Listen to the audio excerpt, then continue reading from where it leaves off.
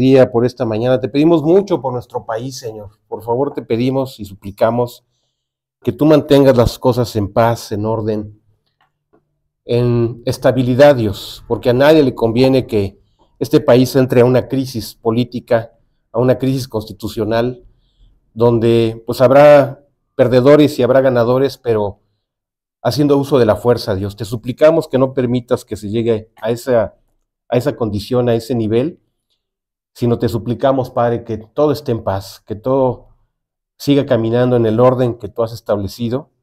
Y como tú lo dijiste, Dios, te suplicamos, y por eso lo estamos haciendo, para que vivamos quieta y reposadamente en esta nación, en este país, que las cosas puedan seguir avanzando, que las cosas se puedan seguir dando como ya está establecido, Padre. Guarda nuestras vidas, nuestros trabajos, todo lo que tú nos has dado, Dios, guárdalo, Señor, para que podamos seguir teniendo libertades de cargar una Biblia en la calle, reunirnos como nos estamos reuniendo en este momento y que no tengamos ningún problema, Señor. Por favor, que tú traigas la armonía, la paz y detengas este conflicto, Señor, este conflicto que pues es inédito en la historia de este país y no trascienda, no se haga más grave, no haya consecuencias que lamentar, Dios, no haya inestabilidad, no hay una confrontación de poderes, Padre, porque eso sería pues muy desastroso para esta nación. Por favor, trae la paz, trae la prudencia, trae el orden y todo te lo pedimos. Y esta mañana te pedimos, Señor, que nos hables en este mensaje, en este estudio, con tus palabras, que toques nuestro corazón y podamos entender lo que significa la profecía, Dios, para que esto nos lleve a poner nuestros ojos en ti, en lo eterno, en tu bendición, en tu amor, pero sobre todo con lo que aún tú quieres y nosotros necesitamos que hagas en nuestra vida, Señor. Por favor, utiliza este estudio como esa herramienta para transformarnos, para abrir nuestros ojos, nuestro entendimiento, pero sobre todo, Dios, fortalecer nuestra fe, para pedirte a ti todas las cosas, para que tú transformes nuestra vida, Señor. Te lo pedimos, Padre, en el nombre de Cristo Jesús. Amén. Amén. Ok, bien. Bueno, si quieres, eso ya lo vimos. Ok, a ver, ¿por qué estamos viendo este tema? Primero que nada, quiero decirte que la Biblia, al día de hoy, tiene un 33% de profecía que está por cumplirse.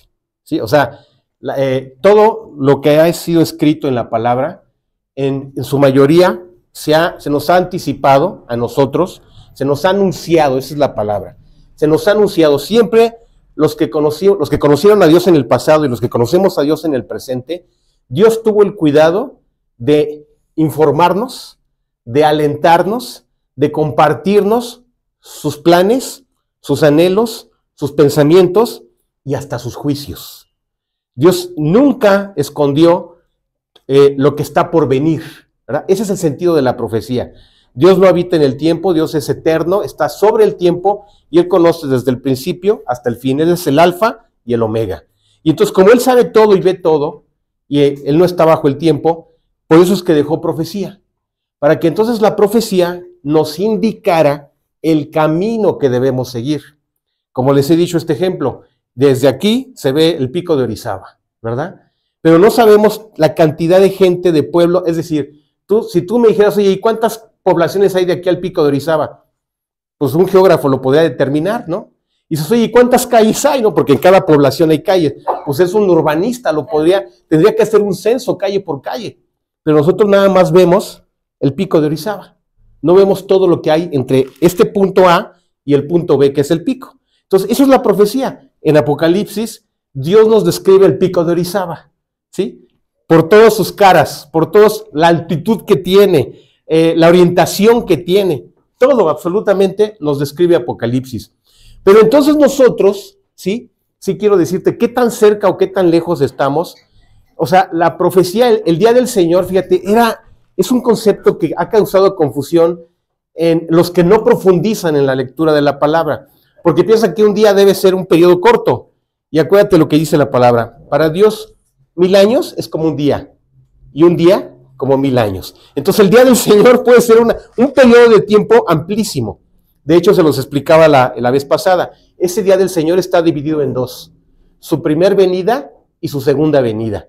en medio de la primera y segunda venida, en medio de la primera venida y la segunda venida, hay un periodo que se llama la iglesia, la cual poética y metafóricamente Dios le llamó la esposa, la novia, perdón. La iglesia es la novia, ¿sí? Que va a ser guardada para ser llevada en un rescate, ¿verdad? Por amor, infinito amor que el novio le tiene a la novia, para que no sufra la hora de juicio que ha de venir sobre el mundo entero. Hoy el mundo dice, tenemos derechos, podemos hacer lo que se nos dé la gana. Efectivamente, el mundo puede hacer lo que se le da la gana, pero ¿qué crees? Por encima del mundo está Dios. Y Dios es el juez. Y entonces ha puesto tiempo y límite para nuestras vidas mismas, ¿verdad? Nuestras vidas mismas tienen un tiempo y tienen un límite, porque nuestro cuerpo físico no es eterno, el alma sí. Entonces Dios nos estaba establecido tiempos y orden a esos tiempos. Para el mundo también. Para el mundo tiene una cita con Dios. Una cita, desafortunadamente, la primera venida, Jesús vino como siervo, como un cordero que iba a ir al matadero, para convencernos de su amor, de su misericordia, para finalmente aceptar esa redención, ¿verdad? Pero finalmente la misericordia de Dios es ilimitada, pero tiene un tiempo. ¿Y eso ya no te estás contradiciendo? No. O sea, ¿cualquier pecado puede ser perdonado? Sí. ¿La maldad de este mundo puede ser perdonada? Claro que sí. Para eso murió Cristo. Y te lo voy a demostrar. Porque de tal manera amó Dios al mundo, que ha dado a su Hijo unigénito, para que todo aquel que en él cree no se pierda, mas tenga vida eterna. Solamente que ese amor infinito, eternamente misericordioso, el límite la pone nuestra existencia. Para cada uno de nosotros está determinado un tiempo, pero también para el mundo. O sea, sí tiene caducidad, sí tiene un periodo. Y entonces, antes de que venga el cambio de las cosas, Dios está suplicando por medio de nosotros. Qué bueno que tú lo escuchaste y qué bueno que tú lo recibiste, ¿sí? Porque, ¿sabes? Dios nos puede utilizar a nosotros para convencer a los demás, antes que decir, el mundo se va a destruir, que es verdad, se va a destruir el mundo, eso es cierto, está escrito aquí. Antes que eso, ¿sí? Decirles que Dios les ama. Y que si el mundo se va a destruir, no es por la contaminación, que en parte lo es, no es por una guerra, que en parte lo es, no es por lo que quieras, sino es por la maldad del hombre. Es porque el hombre decidió desechar a Dios de su vida. El mundo desechó a Dios de su vida. Entonces, como Dios es soberano, le ha dado tiempo a cada uno, a cada ser humano, para que se arrepienta y busque a Dios. Y al mundo, en conjunto, también le ha dado un tiempo. Y entonces tú dices, oye, ¿y cómo vamos a saber? Sí sabes, muy bien, Fernandita, me hubiera encantado. Hay algo que marca el tiempo. Es un instrumento que está así, tac, tac. ¿Cómo se llama? Metrónomo. Exactamente. Hay un metrónomo que está marcando el tiempo, ¿verdad? Tac, tac. Se mueve más rápido o más cercano. Curiosamente, fíjate, este metrónomo, este marcador del tiempo, del compás, de la música, al principio, cuando Jesús, es decir, desde el día del tiempo de Juan el Bautista, empezó a acelerarse, tac, tac, tac, tac, tac, tac, tac, tac. Y la señal más clara fue el profeta Juan el Bautista, ¿verdad? Él se aceleró hasta que finalmente vino Jesús como Mesías. Y luego, en el año 33, él predice que Jerusalén va a ser destruida y también su templo, y esto se cumple en el año 70, ¿sí? Y lo que los judíos habían dicho que no tenían más rey que César, es el mismo César quien los aniquila, los destruye, los mata, viola a sus mujeres y se lleva cautivo a todos los que están vivos. Es el que ellos invocaron, que era su rey, ¿verdad? Él es el que los ejecuta, él es su verdugo, ¿sí? Entonces la maldición cayó sobre ellos. Pero también Dios les dijo, pero no se preocupen, hay una esperanza. Cuando vean que esa higuera desarraigada y destruida y quemada, va a quedar un vástago, un piecito, decía mi abuela, ¿verdad? Que va a ser sembrado.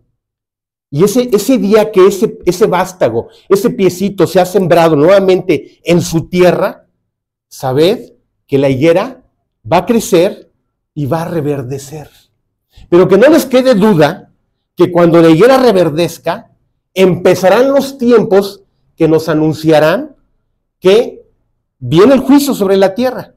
Pero una cosa es el juicio que ha de venir sobre el mundo entero, y otra cosa es el tratamiento especial, amoroso, misericordioso, que Dios va a tener sobre su novia, la iglesia. Son dos situaciones diferentes, no las podemos revolver, porque Dios sí distingue quién le conoce, quién lo tiene en su corazón y quién le ha dado la espalda y lo ha rechazado, argumentando su religión, argumentando su filosofía, argumentando su ciencia, o los que son más descarados, pero más honestos, argumentando su pecado, ¿verdad? Ciertamente la luz vino al mundo, pero los hombres amaron más las tinieblas que la luz, porque sus obras eran malas. O sea, la razón por la cual prefieren tener una religión, una filosofía, ser incrédulos, ser ateos, o tener cualquier religión, hasta hay religión, ¿sabías que hay religiones inmorales? Sí las hay, actualmente, ¿no? O sea, permiten ciertas cosas inmorales incluso. Hay de todo tipo de religiones. Bueno, finalmente, y no me voy a meter en problemas, podría citarte un ejemplo, pero mejor no me meto en líos. Las religiones, ¿sí? Están haciendo cambios y están permitiendo ya la inmoralidad. Pero bueno, no me meto en líos. Mejor sigo. Sí. Sí.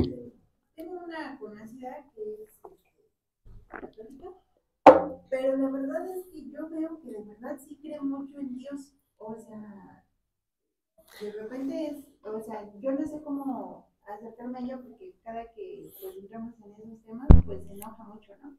Dices que yo sí creo en Dios. Los demonios, te lo contesto rápido, los demonios también creen y tiemblan, pero eso no los salva.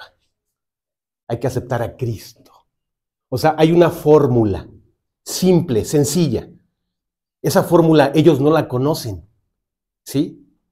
La fórmula es, Cristo murió por ti, Cristo cargó en la cruz tus pecados, el único intercesor, el único salvador, porque no hay otro nombre dado bajo el cielo por el cual podamos ser salvos, que es Jesucristo, creyendo que Cristo fue el cordero inmolado, que su sangre fue derramada. Ellos nada más llegan a entender que es todos, y por eso no obtienen la salvación. El decir todos, les falta lo más importante, ¿sí? Es decir, es mi Salvador. Y el que le dice, es mi Salvador, e invoca su nombre, y le pide perdón, y solo confía en Cristo como único. No hay otro nombre, no hay intercesores, no hay intermedios. Es Dios a través de Cristo. Entonces, el que le dice, sí, tú moriste por mí, tú derramaste tu sangre, tú me lavaste de pecado, y tú cargaste en la cruz mis pecados, y lo personaliza, esa es la diferencia. Ese pequeño detalle, esa situación es lo que a ellos no les permite ser salvos. Porque ellos dicen todos, o una intercesora. No hay tal. No hay tal. Eso no dice la Biblia. Dice que el que invocare su nombre y creyere en el Hijo de Dios, mira, te lo voy a decir así. ¿Qué? Léelo, por favor, léelo, sí. Esa es una, pero te voy a leer otro más. Y es correcto, Ili. Mira, aquí está.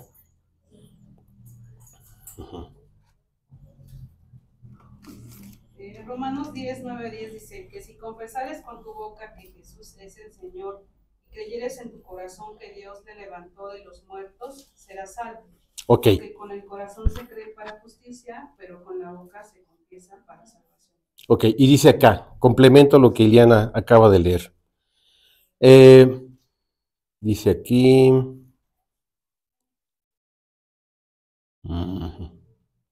Ok, y en cuanto que le levantó de los muertos para nunca más volver a corrupción. Espérame. Ok, aquí está. Sabed pues, mas aquel a quien Dios levantó, o sea Jesucristo, no vio corrupción. Sabed pues esto, varones hermanos, que por medio de él os es anunciado perdón de pecados. Y todo aquello que por la ley de Moisés no pudiste ser justificados, en él es justificado todo aquel que en él cree. Esa es la diferencia. Que solamente es Cristo. O sea, es saber quién y cómo y para qué. Eso ellos no lo saben. Es quién, cómo y para qué. ¿Quién? Cristo. ¿Cómo? Su sangre. ¿Cómo? Su sacrificio. ¿Sí? ¿Y para quién? Para ti. Aprópialo, es tuyo. Tómalo. ¿Cómo lo apropias y cómo lo haces tuyo? Creyendo en el nombre del Hijo de Dios. Porque, ¿sabes? Los judíos hasta dicen, ¿cómo este me va a venir a enseñar si yo conozco la ley?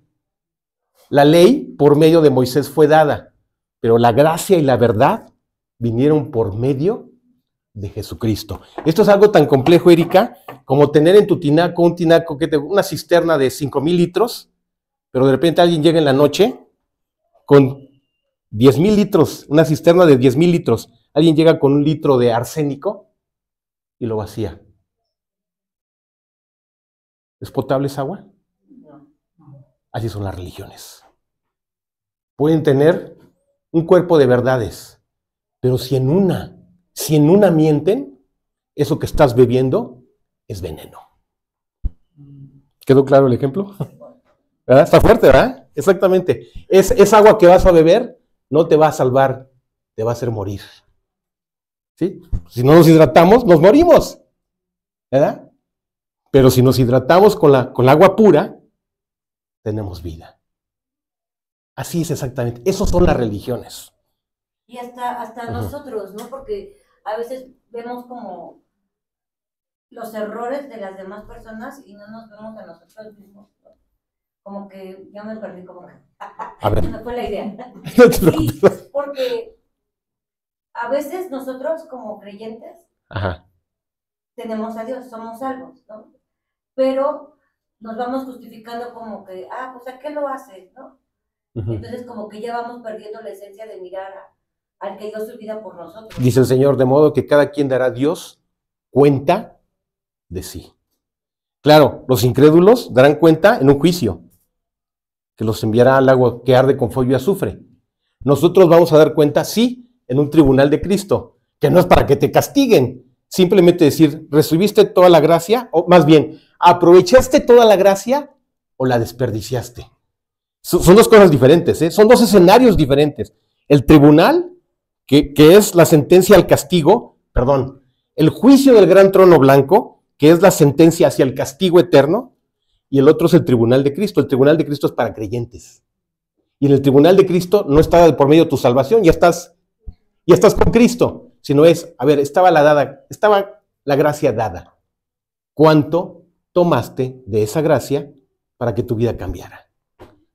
O sea, la gracia son los talentos, son las minas. A ver, aquí habían minas y talentos. ¿Cuántas tomaste para multiplicarlas? La mina y el talento es la gracia, es un tesoro eterno, ¿sí? Entonces, ¿cuánto de esa gracia tomaste para que tu vida se transformara? Porque de su plenitud tomamos todos, y gracia sobre gracia. ¿Quedó claro? ¿Sí?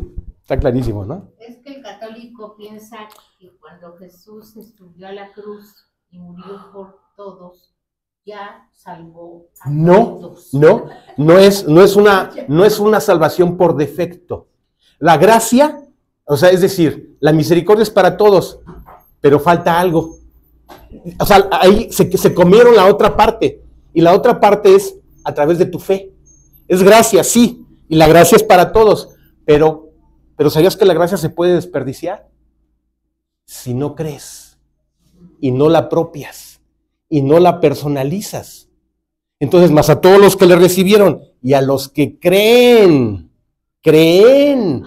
en su nombre, les dio potestad de ser hechos hijos de Dios. Y eso implica tu decisión, tu razonamiento, tu fe. Finalmente, tu aceptación, y aceptar es decidir. Eso es lo que nos hizo salvos.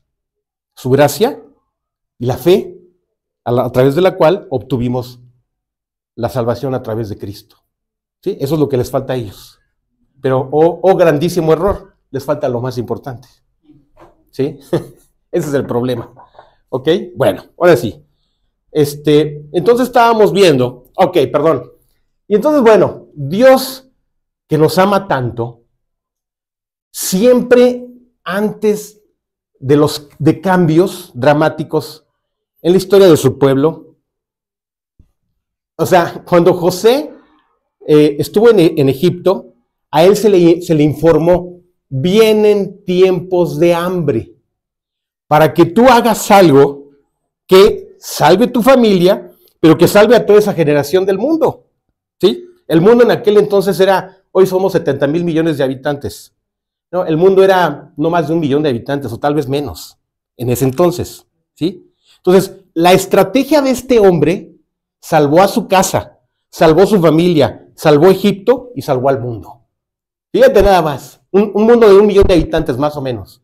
A todos los salvó, porque la tierra dio fruto, 7 años de abundancia. Y en lugar de despilfarrar, acumuló, ahorró, hizo graneros, y todo se acumuló.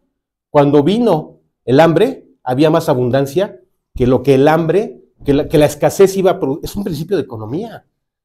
Sí, esto es increíble. O sea, que lo que la escasez iba a producir, el déficit que la escasez iba a producir. Entonces por eso salvó su familia, su casa, su vida, a Faraón, a la tierra de Egipto, a los israelitas y al mundo entero. ¿Sí? Entonces él, fíjate, Dios siempre nos va a alertar. ¿Para qué? Dijo Jesús, espiritualizando. Ustedes son como vírgenes. Carguen sus lámparas de aceite. Porque va a haber un momento en que va a haber oscuridad. Y el que tenga aceite en su lámpara va a saber por dónde caminar. ¿Sí? El esposo vendrá en la noche, pero no sabemos si vendrá la primera vigilia, la segunda, la tercera o la cuarta vigilia. La cuarta vigilia es de las 4 de la mañana a las 6 de la mañana. No sabemos en qué vigilia vendrá. ¿Sí? Entonces, cuiden sus lámparas, llénenlas de aceite, que dice la palabra, lámpara es a mis pies tu palabra y lumbrera mi camino. Entonces, una virgen, una iglesia bien preparada, es la que vive en la palabra. Todos los días buscas a Cristo en la palabra, leyendo la palabra. ¿Por qué? Porque la palabra produce fe en nosotros. La fe es por el oír, y el oír, la palabra de Dios. Entonces tenemos que vivir en la palabra. Segunda, dijo el Señor, velad y orad, para que no entres en tentación.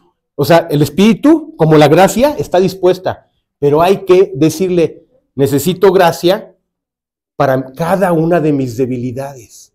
Necesito gracia para cada una de mis insuficiencias, Dios. Y tu gracia va a ser todo lo que yo ni siquiera me imaginaría.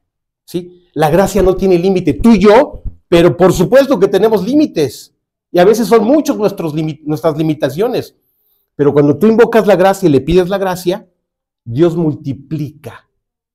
¿Sí? Porque cosas que ojo no vio, ni oído yo, son las que Dios ha preparado para los que le aman. Los que buscan su gracia. ¿Sí? Entonces, esto, ok.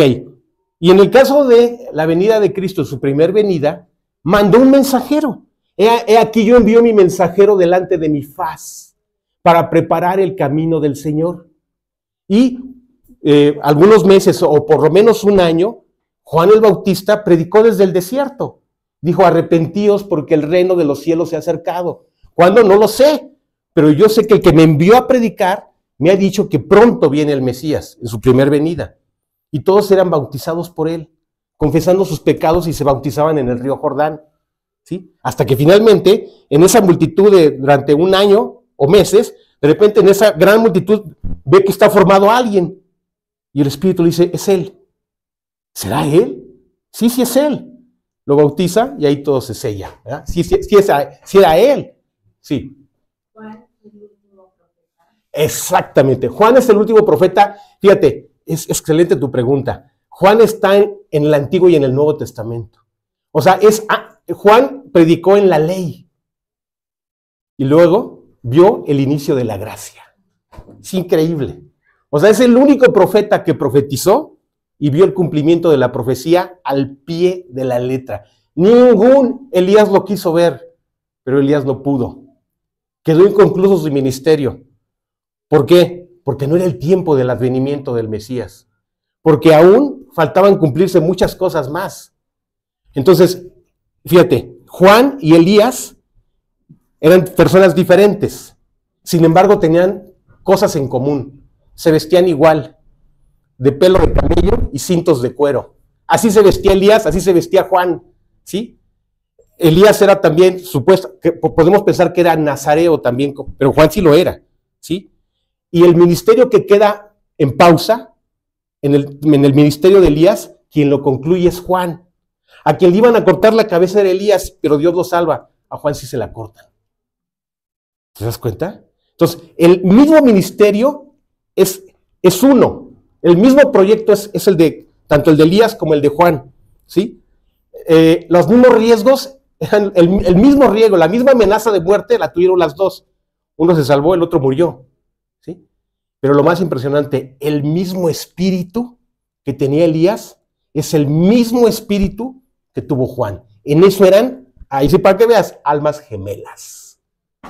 De ahí ya no existe ningún profeta. Como tal, es muy buena tu pregunta. como tal, un profeta de la antigüedad, no. Pero Dios nos enseñó que durante un tiempo habría un espíritu de profecía y de ciencia y de verdad. Y el ejemplo más claro es Juan. Juan es el muchachito, el apóstol, el hijo de Zebedeo, hermano de Jacobo, que es de los más jóvenes de los apóstoles de Jesucristo. Y él es el que, de los únicos apóstoles que está viendo la crucifixión y muerte de Jesús. Y es el que testimonía todas las cosas, ¿sí? Y él lo ve en el año 33. Ve su muerte, ve su resurrección, lo ve resucitado y ve cómo asciende al cielo. Y todos empiezan, de esa generación, todos empiezan a morir. Y cuando él está en la iglesia de Éfeso como líder de esa iglesia, el César de ese entonces, el emperador, va y lo prende. Y le dice, iba a decir maestro, no, César, ¿para qué lo matas? Lo matas y se multiplica esto. Mejor aíslalo. Llévalo a una reclusión perpetua. Se lo lleva a la isla de Patmos. ¿Sí? Tiene 90 años. Y cuando está recluido en la isla de Patmos, es cuando empieza a escribir el Evangelio según San Juan. Primera de Juan, segunda de Juan, tercera de Juan y Apocalipsis. De los 90 a los 100 años. Imagínate, dices, oye, tiene una memoria matemática. No, porque fíjate, si él lo ve en el 33 y escribe el Evangelio en el 95, era mente de así capacidad matemática y no. Es el Espíritu Santo, el Espíritu de profecía que le está dictando lo que, y el ejemplo que les puse, ¿no? Mi esposa le dijo, oye, ¿de qué color era el carro que nos llevó a la boda? Y dijo ella, azul. No era azul, era negro. ¿Sí? Y podemos ver las fotos. ¿Sí me entiendes? Entonces, fíjate, ella era la protagonista. Y se le olvidó de qué color era el carro. A Juan nunca se le olvidó cada detalle que él había vivido y cada palabra que Jesús había dicho. Entonces, ya no era profeta en un sentido de título, con cédula, no lo era, pero tenía el espíritu que le dictó palabra por palabra. Él fue la fuente informativa para Lucas. ¿Sí? La otra fuente informativa de Lucas fue Mateo. Mateo ya había hecho, su ministerio ya lo había concluido, ya había escrito hasta el Evangelio. Es el primer Evangelio que se escribe. Años adelantito, así, no habían pasado ni 3 años. Y Mateo empieza a escribir. ¿Sí? Pero entonces sí había un don de profecía. O más que don, espíritu de profecía, de ciencia y de conocimiento, que les dictó letra por letra, para que no hubiese error. ¿Sí quedó claro? ¿Pude contestar? ¿Ok? Entonces, si tú me dices, ¿y hoy hay profetas? No hay profetas. Te voy a decir por qué. Pues, mira, vámonos despacio. Vámonos despacio. Cuando llega el Espíritu Santo, desciende, suceden cosas increíbles. El recinto en el que estaban, el aposento, tiembla, se llena de luz, ¿sí? Entra una nube y le salen flamitas en la cabeza a todos los que estaban ahí reunidos, a todos. Y empiezan a hablar en lenguas. Pero no de estas lenguas que hablan así que ni se entienden, no, esas son tonterías. No, hablaron en el idioma griego, en el latín, en el idioma de los medos, los persas, todos los de Tiro, Sidón, todos los idiomas. Entonces dijeron, ¿cómo estos hablan si ni siquiera fueron a la escuela? Esa era una manifestación del Espíritu Santo. También, ¿sí? Pedro, fíjate lo que te voy a decir, Pedro resucita a una persona. ¿Cómo se llama? Dorcas. La resucita, ¿sí? Y Pablo caminaba y Pedro caminaban y la sombra caía en los lechos y se levantaban de los lechos, ¿sí? Resucitaron, hablaron lenguas. Yo te digo, hoy, ¿se puede hacer eso? Imposible. Son mentirosos. Imposible. Nadie va a resucitar muertos. Nadie va a hablar sin haber ido a China a aprender chino mandarín nada más porque sí. Esas son las verdaderas lenguas, ¿eh? ¿Sí? Y nadie, por tocarte, te va a quitar lepra. Ellos sí lo hacían. ¿Por qué? Porque fue una señal de autoridad. Porque fue así como la novia tiene muchos años. Desde el día 50 de Pentecostés hasta este momento, hasta ahora. La novia existe. ¿Pero qué crees? Esa novia bebé fue dotada de grandes señales, prodigios y maravillas. Pedro y Pablo resucitaron muertos. Levantaron gente que estaba postrada en camillas.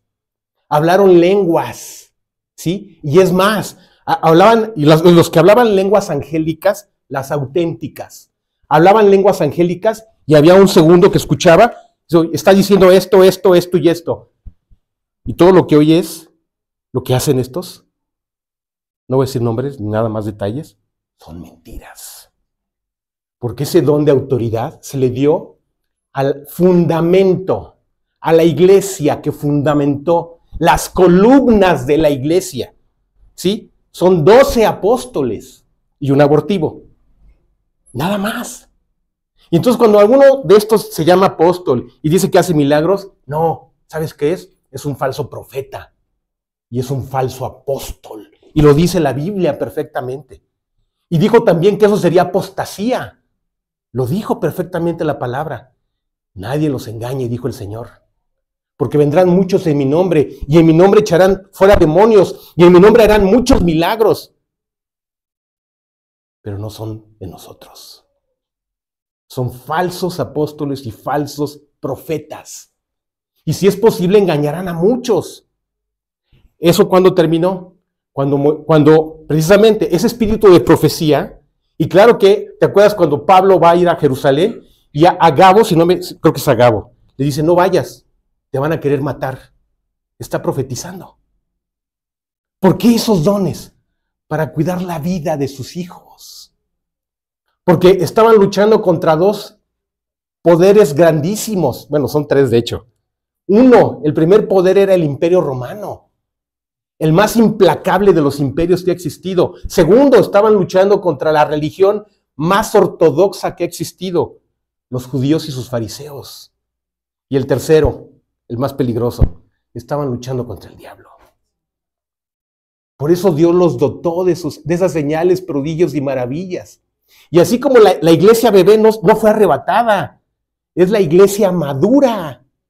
Es la iglesia a la cual han transcurrido casi 2000 años, es la que será arrebatada y llevada al cielo. ¿Te das cuenta que, verdad, que cuando eras niño hablabas como niño, pensabas como niño y no podías estudiar cálculo diferencial? Era un proceso, ¿verdad? Eso fue lo que le pasó a la iglesia. Esa iglesia que se fundamentó en 12 columnas tenía que crecer y madurar, ¿sí? De repente el reloj, el metrónomo, tic-tac, se aceleró en el año 70. Se cumplió una profecía de Cristo. No quedará piedra sobre piedra en esta ciudad y todos serán dispersados. Pero también dijo que cuando la higuera reverdeciera, el metrónomo iba otra vez a acelerarse. El que marcaba el compás del tiempo.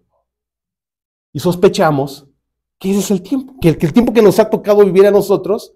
Nada más que no te engañen. No existen profetas, no existen apóstoles y no existen señales, prodigios y maravillas. Eso existió. ¿Sabes? Estos grupos que empezaron a hacer ese tipo de cosas, claro, no han podido hacer lo más importante, ya no han resucitado a un muerto, ¿eh? No han sanado verdaderamente. Claro, el diablo también puede sanar, ¿eh? ¿Sí? Bar Jesús engañaba. Y Bar Jesús era un mago, brujo, hechicero y engañaba a todos. Toda la vida ha existido este tipo de personas. desde aquel entonces. En los tiempos de Jesús había falsos apóstoles, había ministros engañadores, pero el Espíritu Santo los delataba. ¿Sí? Ok, entonces la iglesia tenía que madurar para entonces recibir la más grande señal que estamos esperando, ser llevados en los brazos del novio. En la casa de mi Padre muchas moradas hay. Voy pues a preparar lugar para vosotros, para que donde yo esté, vosotros también estéis. Si así no fuera, yo os lo hubiera dicho, pero vendré a vosotros y os tomaré. Eso dijo el Señor. Para que donde yo estoy, ustedes también estén. ¿Sí? Entonces, ¿qué está haciendo el novio? Junto con el padre están preparando la casa, porque quiere que la casa de la novia sea un palacio. Le diga, mira, yo te amo y esto es para ti. Y todo lo que te he escrito es porque te amo y son promesas, pero ya no son tiempo de promesas, lo voy a cumplir todo. ¿Sí? Así como la iglesia bebé se fundamentó en 12 columnas, ¿sí? La iglesia madura, pensamos que somos nosotros, nos tocará vivir esto. ¿Sí? Así de claro es esto. Son procesos. Que donde a veces la profecía se acelera, se detiene, pero si te digo una cosa, ¿estamos viviendo el día del Señor? Sí, estamos viviendo el día del Señor. El Señor es el que va a marcar. El día tiene 24 horas. El Señor es el que va a marcar qué tan rápido se acelera el reloj. Es decir, no porque marque más rápido, sino el fin de todo lo que Dios profetizó. Por eso estamos viendo esto. Pero voy al punto que no he mencionado. Cuando tú te subes a un avión o te subes a un barco, en los barcos es más dramática la cosa. Se levanta una azafata, una steward, y dicen, pónganme atención y vamos a dar las medidas de seguridad. Debajo de su asiento hay un chaleco. Tómelo, sáquelo, póngaselo, infle por acá, infle por acá. En caso de sufrir una descompresión, van a caer mascarillas. Tome la mascarilla, póngasela de esta manera, y si hay un infante, luego póngaselo al infante. En caso de salidas de emergencia, aquí están señaladas las salidas de emergencia, en caso de ser necesario. Digo, oye, ¿es que nos quiere matar? ¿El piloto se quiere matar? No se quiere matar, es un protocolo de seguridad. ¿Sí? Luego, si vas a un crucero, ahí por las Bahamas, un día, ¿sí? Después de que zarpas, dicen, a ver, vamos a hacer el escenario de hundimiento de barco. Y entonces el camarero, dicen, aquí están los chalecos, va a caminar por esta línea, va a salir a la cubierta A, B, C o D, ¿sí? Va a estar del lado izquierdo, se lo va a poner, va a hacer una fila, no haga desorden, y entonces cuando suene la alarma, los botes salvavidas van a bajar y empiezan a abordar. Primero las mujeres, luego los niños y las mujeres, los ancianos, y al final los hombres. ¿Sí? Y eso se hace ese protocolo. Y eso, oye, ¿el capitán está loco? ¿Quiere hundir el barco? No, es un protocolo de seguridad. Entonces, esto que estoy diciendo es el protocolo. Para que tú lo conozcas, para que tú sepas, ¿verdad?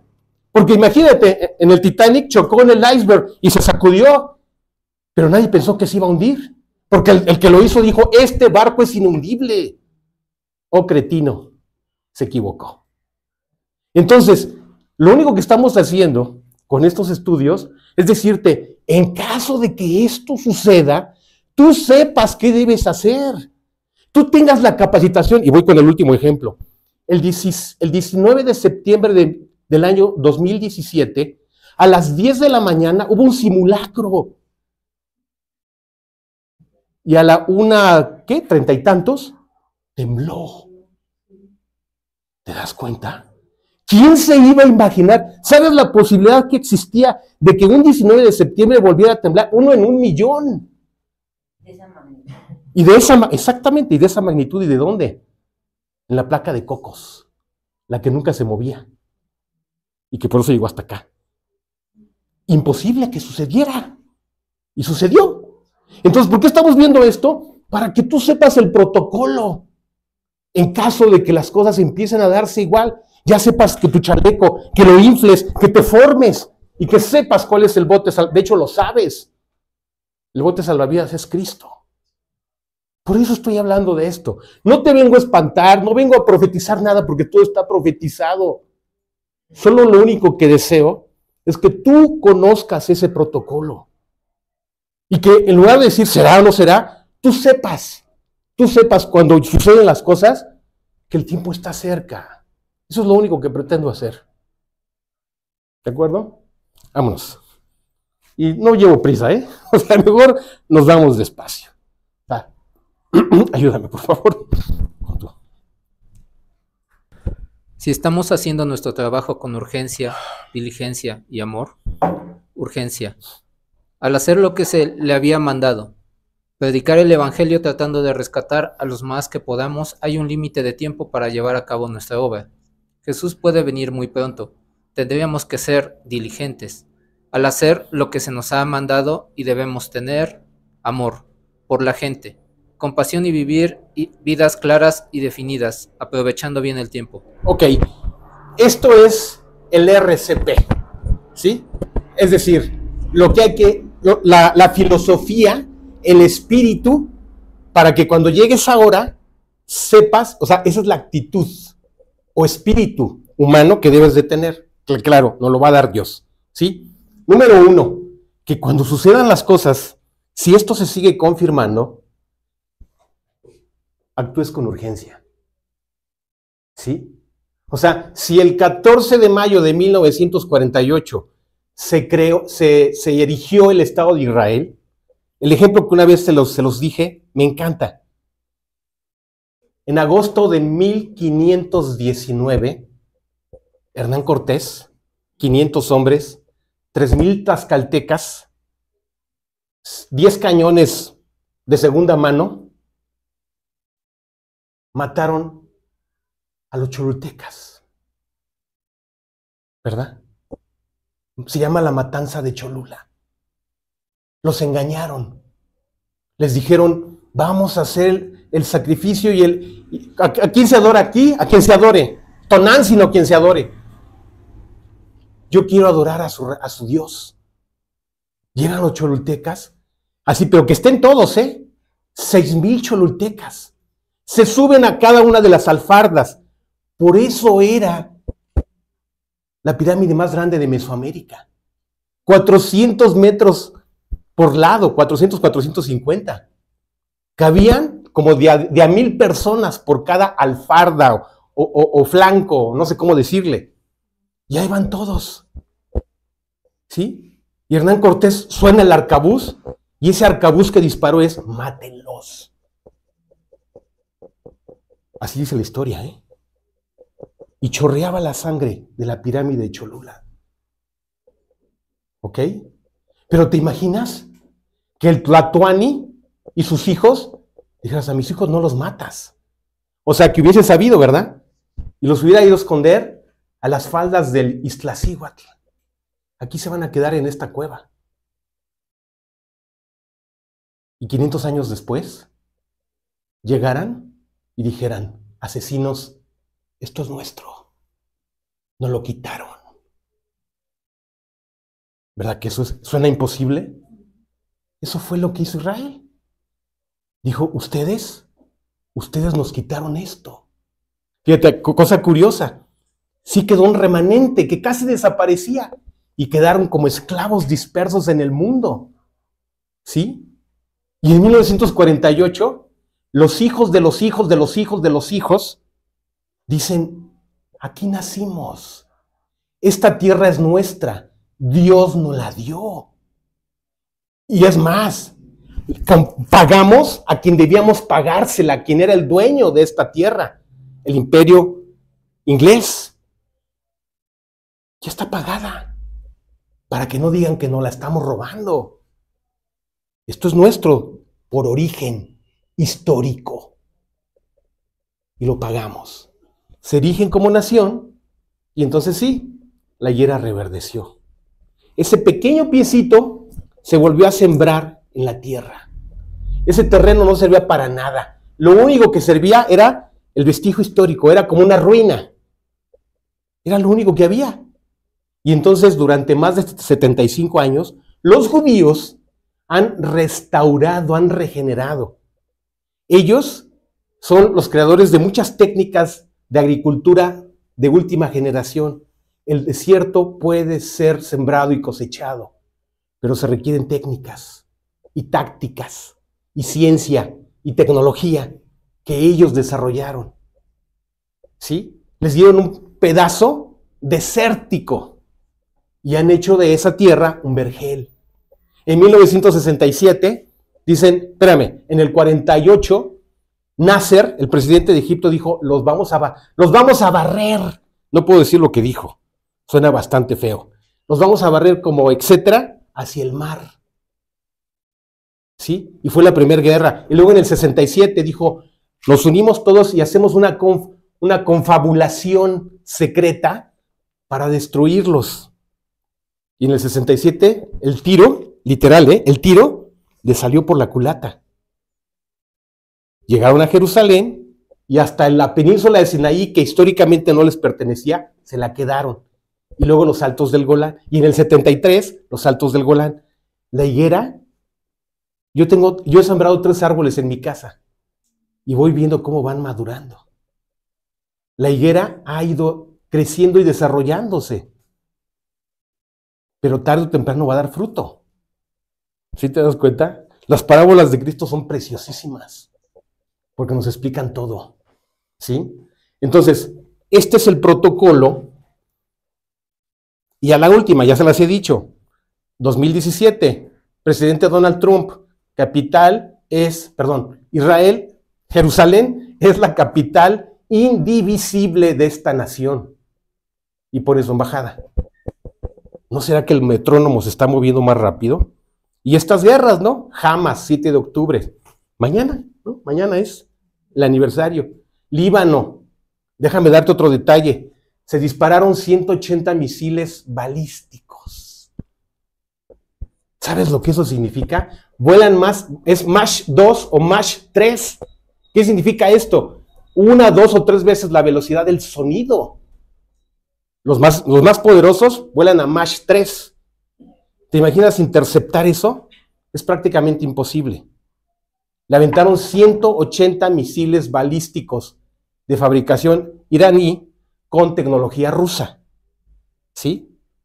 ¿Y sabes cuántos dieron al blanco? Ninguno. Ellos cuentan con 3 sistemas de defensa, los israelitas. Uno se llama Iron Dome, el domo de acero. El otro se llama Onda de David. Y el otro se llama Arrow, flecha. Y esos 3 sistemas neutralizaron los 180 misiles balísticos. Los chafas, así hablando acá, muy mexicano, vuelan a la velocidad del sonido, ¿sí? 1100 kilómetros por hora interceptados. ¿Quién nos está defendiendo, perdón? ¿Sí? ¿Sabías que no nos conviene pelear por política? Es tan relativo como decir si América o el Chivas es el mejor equipo del mundo, ¿verdad? Podemos perder el tiempo 365 días del año deliberando quién es el mejor. No nos metamos en política. Mejor conozcamos la profecía. ¿Qué dice Dios? ¿Sí? Ok, entonces este es el protocolo. ¿Hay urgencia? Sí. Si el avión sufre descompresión, la mascarilla va a bajar y tienes menos de 1 minuto para empezar a respirar el oxígeno, si no, vas a quedar desvanecido. Todas las mamás quieren ponerle la mascarilla al niño. Sí, se la vas a poner, pero tú te vas a quedar asfixiada. Adulto, ponte la mascarilla y luego podrás ponerle la mascarilla al niño. Ese es el protocolo. ¿Sí? Entonces, ¿urgencia? Claro que sí. ¿Sabes cuál sería lo más urgente? Que todos los días, tú y yo, cuando amanezca, preferentemente, busquemos a Dios en la palabra. Y oremos a Dios. Esa es la urgencia. ¿Sí? Diligentes. Que no nada más vaya a ser un día en la semana, sino que seas constante, diligente. ¿Yo sabes cuándo tengo que ser más diligente? Cuando cierro mi trimestre y abro el otro. Duermo 4 horas durante una semana. Y después ya vieron la cara que traía la semana pasada, ¿verdad? Después ya no aguanto ni mi alma. Pero tengo que hacerlo con diligencia, si no, el proceso se bloquea. Y si se bloquea, adivina lo que me sucede a mí. ¿Sí? No puedo detener. Yo tengo que adaptarme al sistema, no el sistema a mí. Y los tiempos no los establezco yo, los establece el sistema. Entonces hay que ser diligentes, constantes, ¿sí? Pero esto es lo más importante. Esto es porque tu Señor, tu Salvador y el que va a ser tu esposo eterno está pronto a venir. Si te enamoras de Él, vas a enamorarte de tu esposo, de tu esposa, de tus hijos, de tus vecinos, de todos. O sea, enamórate de Dios. Y a todos los vas a amar. ¿Sí? Vámonos. Ay, Dios. ¿Me marcas cuando falten 5, porfa? Sí, por favor. Ok. Entonces, esta es la urgencia. Vamos a detallar un poquito. Una urgencia es algo que debe resolverse de forma inmediata. Urgente. Tiene hora, tiene día. Apúrate. ¿Verdad? O dime si te gusta pagar altos intereses en la tarjeta. ¿Verdad que a nadie les gusta pagar? ¿Verdad? Hay que pagarlo urgentemente. Dime si te gusta que te corten el gas o la luz o el agua. Cuesta muy caro volver a restablecer todo. Entonces hay que ser urgentes. Se hace con urgencia. ¿Sale? A ver, vámonos.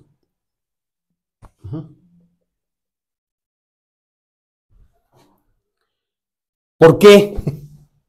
Porque he aquí, yo vengo pronto. Retén lo que tienes, para que ninguno tome tu corona. Ah, espérame. No solamente vas a llegar como novia. Cuando mi mujer se casó conmigo, ¿verdad? Claro. ¿Sí? Yo no fui el protagonista. Yo entré y tú sabes, ahí va este. ¿Ah? Pero cuando entró ella, no hombre, hasta se paraban y se asomaban. ¿Sí? Y le tomaron unas fotos. A mí dije, bueno, ¿qué a mí no me van a tomar fotos o qué? No, a mí no. ¿Sí? La que venía esplendorosa con su vestido así ampón era ella. ¿Verdad? A mí ni quien me le hiciera caso. Mi mamá nada más. Bueno, entonces, fíjate, otra cosa más. Para ser la iglesia, para ser vestida con un vestido de lino fino, blanco, resplandeciente, hermoso, precioso. Pero después de eso, están los regalos de la novia. Hay coronas. Entonces, imagínate, llega la novia vestida preciosa y le empiezan a poner joyas encima. ¿Cómo se llama? ¿Cómo se llama esta cosa? Aretes, brazaletes, collares. La visten a la novia, a la iglesia. Así, y entonces, ¿todos? No. Quien haya vivido por eso. Quien haya vivido esperando sus promesas. Quien haya vivido esperando su venida. Quien haya tenido esa actitud de urgencia, diligencia y amor. No sea que alguno de nosotros deje de alcanzar la gracia, que brotando alguna raíz de amargura os estorbe. Y por ella, muchos sean contaminados. ¿Te imaginas a la novia enojada, amargada y diciendo, ay, cómo los odio a todos, estoy enojada? Pues oye, perdona, pero con todo, está loca la novia, ¿no? Oye, ¿por qué no estás feliz? No, amargada, sí, tú esto, lo otro. Ajá. Te estás perdiendo del día de tu vida. ¿Sabes que muchos creyentes se fueron por amargura? ¿Porque se ofendieron? ¿Porque alguien les llamó la atención? Oye, no, eso no. Y se voltean y te odian como si el daño lo estuviera haciendo uno, no ellos. Crítica, odio, amargura, resentimiento, coraje, crítica, chisme. Eso pudre, perdóname, ya lo dije, pudre el alma del creyente. En lugar de decir, fíjate, que por eso me encanta esta metáfora.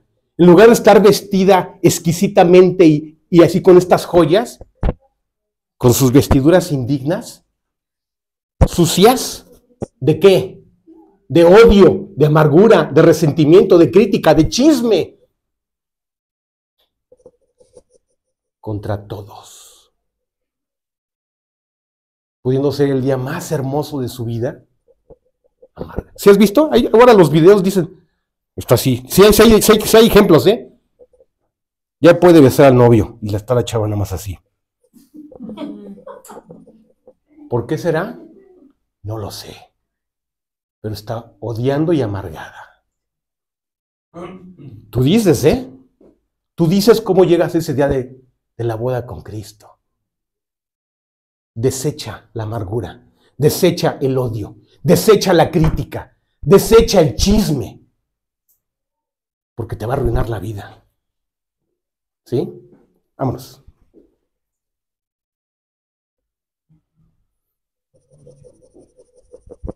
Jesús viene pronto. Reconozcamos la urgencia y la sencillez del tiempo que estamos viviendo. ¿Sí? O sea, dicen que este año es atípico en todos los sentidos.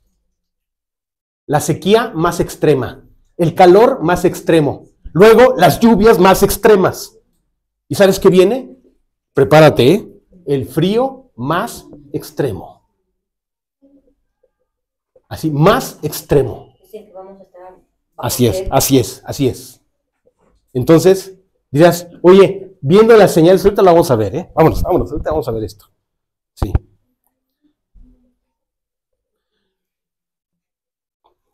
Concentrarnos tanto como sea posible, que es la diligencia, ¿sí? Para ser diligente, llega el momento que es, haz tu tarea, haz lo que tienes que hacer, y créeme que tu cerebro, tus dos hemisferios cerebrales, tienen que estar metidos. Oye, no me interrumpas, no me hables, no puedo ayudarte, estoy concentrado. A mí no me gusta que me desconcentren. Me desconcentren, ¿en qué quedé? Perdóname. ¿Qué estaba diciendo? Pierdes la hilatura. ¿Saben por qué no me acuerdo de sus nombres? ¿Tú crees que no me sé sus nombres? Claro que me lo sé, pero estoy tan concentrado construyendo las ideas que tu nombre no entra en mi diálogo. Por eso se me olvida el nombre de todos. Cuando estoy aquí. Y no es porque me caigas mal, ¿sí? No es porque me caes mal, o porque sea oye, qué mal gusto tienes, ¿eh? No, estoy concentrado tanto que no entras en mi guión, no entra tu nombre. Perdóname. Entonces, cuando estoy haciendo cálculos, los promedios de mis alumnos, digo, mija, en 2 horas no me vas a ver la cara, ¿eh? Así sea a la hora de la comida, ni me hables, porque si yo me equivoco, no, hombre, me anda costando todo. ¿Sí? Va a haber un conflicto. Me van a carear con el alumno. Yo, ¿qué necesidad tengo de estar? Oiga, aprendan a hacer bien sus cálculos, ¿no? Imagínate qué vergüenza. ¿Verdad? Aunque sea una tabla hecha, ¿eh? Hay que revisarla. Bueno, ok. Entonces, hay que concentrarnos en la verdad. Hay que concentrarnos en lo correcto. Hay que concentrarnos en la palabra. O sea, tienes que darte un tiempo. Si le damos tiempo, hasta mi mascota me demanda tiempo. Y tengo que concentrarme en darle su comida a diario. Oye, ¿por qué no concentrarnos en lo que va a ser eterno? En lo que te va a vestir de dignidad. ¿Sí? Hay que concentrarnos en eso. ¿Ok? Mas buscad primeramente el reino de Dios y su justicia. Y todo lo demás os será añadido. Dios es dueño de todo. Vive para Dios y Dios te dará todo. ¿Ok? Hacer todo para, es decir, hacerlo rápido, pero la diligencia es hacerlo bien, ¿verdad? Está como el chiste de Pepito, 4x4 y se equivoca. Oiga, señor, ¿qué quería? Maestra, ¿qué quería? ¿Rapidez o exactitud? Ah, bueno, pues aquí es las dos cosas. Es rapidez y es exactitud. Las dos cosas. No como Pepito, que se equivocó, ¿verdad? El cálculo aritmético. Adelante.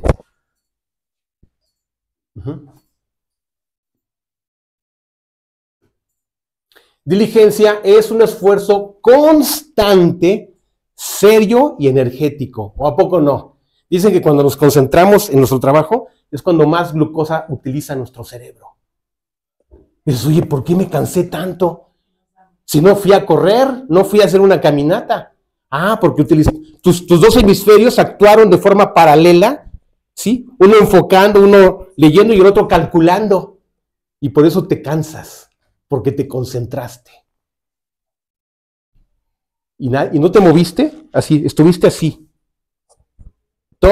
Fíjate, todas las fórmulas que Isaac Newton determinó y calculó, primera, segunda y tercera ley de la física, lo hizo concentrado. Simplemente se abstrajo, ¿cómo se dice? Se abstrajo, ¿sí? Y visualizó el cálculo diferencial que hacía, porque que la física y todo lo que se movía, la mecánica clásica, porque se concentró. Nada más por eso. Fíjate nada más, ¿verdad? Vámonos. ¿Ya leímos esto? Ok. ¿Verdad que para que un negocio crezca hay que ser constante y estable? Pues imagínate en los negocios de nuestro Padre, ¿verdad? Constante en el esfuerzo y con gran intensidad para lograr lo que se emprende. Asiduo, atento, trabajador, no inactivo o negligente. ¿Te acuerdas lo primero que le dice Jesús a María, su madre? ¿No sabes que en los negocios de mi Padre me es necesario estar? Y María se queda así como, ¿perdón? ¿Cómo? No entiendo nada. Y sí, no entendía nada. ¿Verdad? No entendió nada. En los negocios de mi Padre me es necesario estar. Un niño de 12 años. El que sigue.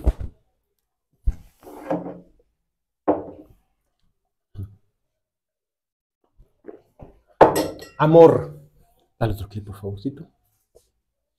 Espérame. Entonces, si tú te llenas del amor de Dios, lo primero que vas a querer es compartir este amor, que sepan, que escuchen, que entiendan que hay un Dios que ama con amor eterno. ¿Sí? ¿Y cómo creerán en aquel Cristo de quien no han oído? ¿Y cómo oirán si no hay quien les predique? Adivina a quién le va a tocar esto. Cuán hermosa es la llegada de los que anuncian la paz, de los que anuncian buenas nuevas. ¿Quién crees que es? ¿Vas a voltear a la derecha o a la izquierda? No, saca tu espejito. Y al que veas en el espejito es al que le toca esto. El amor más grande que le puedes tener a tu familia es que escuchen que Dios les ama. Que sepan que tu fe es real, que tu fe es viva y que esa fe te está haciendo vivir diferente. Que tu testimonio hable de ti, pero buscándolos a ellos. O sea, porque hoy, en serio, dicen que hay más derechos individuales que nunca, y puede ser que sea verdad, aunque sean aberraciones. Así pensaban en los tiempos de Noé. El derecho a la justicia, el derecho a la daga. En Estados Unidos hay algún derecho parecido así, el derecho a que todos tengamos armas. En los tiempos de Noé era el derecho de la daga, ya se los expliqué, no lo voy a repetir, está feo. ¿Sí? Pero llegó el juicio. y se llevó a todos. Ok, ¿eso ya lo vimos? Ya, el que sigue. ¿Ya? ¿Algo más? A ver. Aquí voy a terminar ya, ¿eh? Vamos a ir despacio, tranquilos. La realidad del rapto o arrebatamiento, ¿sí?, debe motivar a los seguidores de Jesús a hacer un uso adecuado de nuestro tiempo aquí y ahora. ¿Sí? Oye, si empiezas a ver que más rápido se está moviendo ese indicador, ese reloj, ese cronómetro, pues hay que poner manos a la obra, ¿no? Dios te ama, Dios nos ama. Y te está advirtiendo, hijo, prepárate, arregla tu vida, desecha lo que no sirva, orgullo, necedad, dureza o pecado. Sácalo de tu vida para que llegues con un corazón dispuesto, listo para el Señor. ¿Sí? ¿Alguna duda hasta aquí? Vamos a continuar, ¿eh? Esto está interesante. Ok, si quieres ya corta. Vamos a poner un